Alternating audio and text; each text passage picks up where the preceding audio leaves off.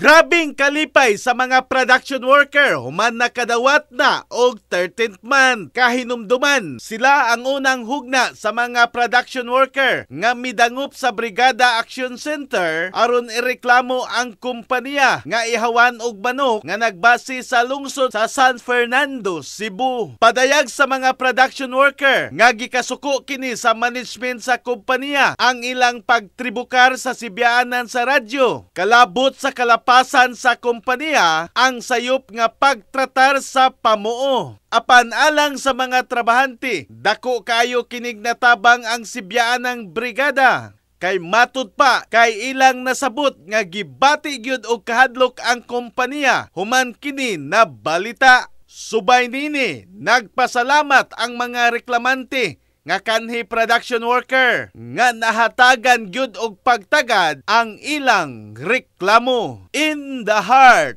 of changing lives, ako si Brigada Alan Tangkawan sa 90.7 Brigada News FM Cebu, the Music and News Authority.